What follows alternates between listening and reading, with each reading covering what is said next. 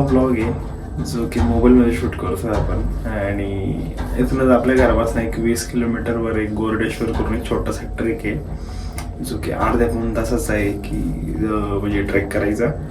पोचतो तिथून छान व्ह्यू आहे पुण्याचा. परत लोणावळा मुंबई हायवे दिसतो. त्याच्यानंतर इथलं पुण्यातलं स्टेडियम वगैरे. तर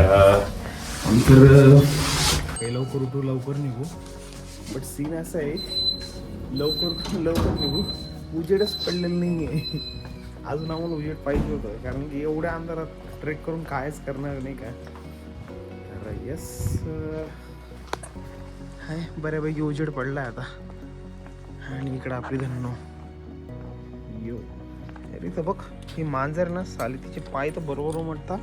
ती इथून येते इथून इकडे जम्प करते ती का तिथून इथं उडी मारते काय माहिती. हा ना यार चलो निकलते पुढे चहा पिऊ मस्त तोंडाला रुमाल बांधू आणि मग निघावं लागेल. नाही तर भाई लोणावळा हायवेला खूप वाट लागते. आम्ही आलो इथं गोरडेश्वरच्या ट्रेकसाठी. छोटासा ट्रेक आहे मस्त. बरं आहे उजेड पण पडलंय. उजेड मी काय म्हणत होतो की सोबत बायको आहे आणि समजा आम्ही जर लवकर येऊन गेलो मग तर यस स्टार्ट करूया. सीन असं आहे की इथं वरती ट्रेक करण्यासाठी तुम्हाला 5 तास हा रूट आहे. चारही साईडने म्हणजे 4-5 साईडने रूट आहेत. तर डिपेंड्स तुम्ही कुठला चूज करताय. आता मी हा का चूज केला की मी इकडनं पहिले आलो आहे मला माहिती आहे हा रूट म्हणून आम्ही इकडनं चाललो आहे. हां मग जाऊया तिथं नाईट कॅम्पिंगला जाऊयात आपण. हां मग तिथं असते ना सनसेट बघायला मिळतो तिथं मस्त. इथला सनसेट तर सॉरी सनसेट नाही सनराईज म्हणजे झोप उघडलेली नाही वाटतं. इथंच झालाय सनराईज. आम्ही लेट पण खूप आलोय. हा अरे आम्ही आलो तो पावसात. अच्छा हमको सिखा रिया है. एवढा चिखलाच होता ना शूज नुसते स्लिप व्हायचे. हा भारी वाटतंय ना. 100 मीटर आलो असणार फक्त इथपर्यंत आणि तितक्यात आमचे स्नॅप घेणे सुरू. हा जो आहे हा मुंबई हायवे मुंबई लोणावळा हा काहीतरी फक्त 130 किलोमीटरवर तिथून मुंबई जायचं का आपण. वळत नाही माझी जीव. हां एक सांगतो तुम्हाला आम्ही येत होतो आणि येताना आईला म्हटलं आपण चहा घेऊयात म्हटलं मस्त. ते चालेल. 1-2 हे होते. एक इराणी होता आणि दुसरा आपला रेग्युलर. हिला म्हटलं चल इराणी घेऊयात म्हटलं. हिला एवढा कडू वाटत होता हिने घेतलाच नाही तो. शेवटी मला प्यावा लागला. मागच जाशील मला बी येऊन जाशील असं. नाही मी सोडणार नाही तुला. काय म्हणते अरे असं आहे ना हां रात्री मजा येईल ट्रेक करायला. अर्ध्या तासाच्या ट्रेकसाठी कोण येईल रात्री ते. हां रात्री आम्ही ट्रेक केलाय बेटा तुला काय वाटलो. हां आम्ही इथं गेलो होतो ना हरिश्चंद्रगडला तर दिवसा रात्री आम्ही ट्रेक केला होता कोकणकड्यासाठी. हां आम्ही कोकणकड्याजवळ रात्री कॅम्पिंग केली होती. वाव जर तुम्हाला दिसत असेल की नाही माहीत नाही हा मुंबई हायवे. यार आपण सनराईजला यायला पाहिजे होतं यार. काय भारी मजा आली असती ना. भारी व्ह्यू आहे यार. चला चला चला इथं ट्रेक नाही करायचं आहे आपल्याला. वरून अजून भारी वाटेल हर्षू. चल पटकन. ॲलोवेरा आहे. हां हां नाही ग ॲलोवेरा त्या आपल्या शेतामध्ये आपण यूज करतो ते त्याला काय म्हणतो माहिती आहे आपण चोपटे. क्या बोला तूने. हां आणि ते चोपटे कशासाठी यूज करतो आपण. कांद्याचं बी राहतं. अच्छा किंवा लसूण किंवा मुळा बांधण्यासाठी ते चोपटे यूज करतो आपण. ॲलोवेरा नाही येते. तसेच फोटो येते. अजून भरपूर मोठा ट्रेक बाकी. बघ बाकीचे लोक तिकडे आहेत एकदम त्या टोकाला तिथं. तिकडनं पण ट्रेक आहे इकडनं पण आहे इकडनं पण आहे, सगळीकडनं आहे. रस्ते कितने भी हो, लास्ट में अपने मंजिल तक पोहोचना आहे. आणि सगळे वेगवेगळे रूट आहेत. म्हणजे हा पण थोडा हार्ड आहे, हा डायरेक्ट असा इन्क्लाइन आहे बघा. डायरेक्ट डोक्यावर चढत चढत जायचं म्हणजे असं सरळ सरळ. इकडनं पण बघा तुम्ही, बघत आता वरती तुला पब्लिक आहे. चल मग माझे हरिहर पण झालंय माझं. तू गेलीस का? पट्टा किल्ला गेली? काय फायदा मग नाशिकमध्ये एवढ्या वर्ष राहून. पट्टा किल्ला म्हणजे कोणता माहिती आहे म्हणतो? विश्रामगड.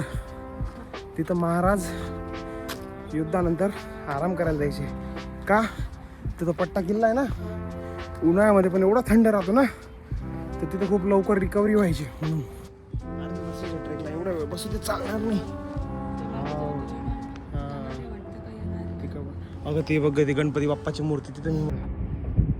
इथं गणपती बाप्पा. ते आपण तिकडनं येतो ना, कधी आलो तो आपण तिकडनं? एकदा गेलो होतो ना आपण. अशी वरती चढू ना थकून जाऊ, बट अशी झिकझॅक जाऊ ना तर नाही थकणार. आणि काय रेवटचा ट्रेक आहे. भले मी सुरुवातपासून दम लागतोय मला ना. भारी होता ना ट्रेक. पाय आता जाम होऊन गेले असेल ना भाई. एकच सीन असतो मस्त.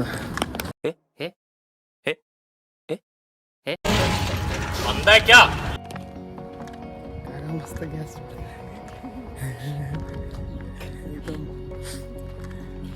ताला सुरात सोडताय का? तर हा व्ह्यू. अबे स्टेडियम कुठे गेलं का? स्टेडियम त्या साईडला वाटतं, तिकडे वाटतं. बघू नेहमी येतात तिथं, रोजचं वाटतं. चला फायनली आम्ही पोचलो हायेस्ट पॉईंटला. भारी वाटतं यार, भगवा असं पडतो तेव्हा. एक नंबर.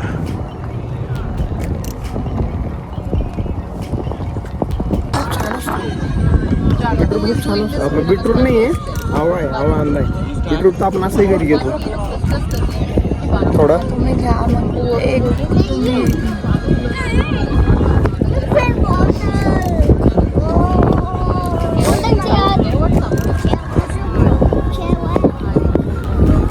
भारी ना. हा एक्सप्रेस वे बरं का. तेव्हा आपण पावनालेक जाताना इकडे घुसून गेलो होतो, आठवतं तुला? मग युटर्न मारला होता आपण. आणि परत रात्री पण भाई तो पावनालेकचा किस्सा एकदम डेंजर आहे. हा सगळ्यांना सांगा नाही इथं. म्हणजे आपल्या घरचे आपल्या घरचे नाही ते तो लपवण्यासारखं काय. लोक खराब होते ना तिथे. त्याच्यानंतर आम्ही डायरेक्ट रात्री 12:30 वाजेला घरी आलो रिटर्न तिथं.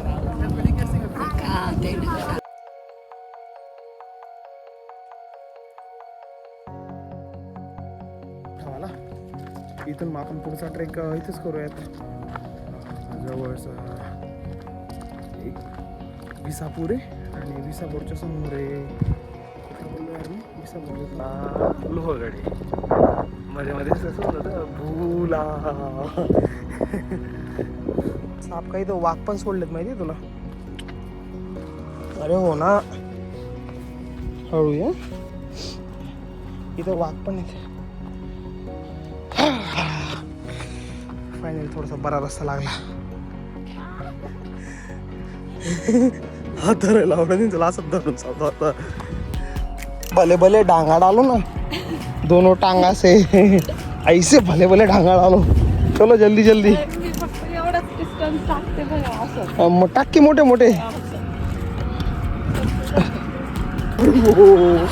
भाई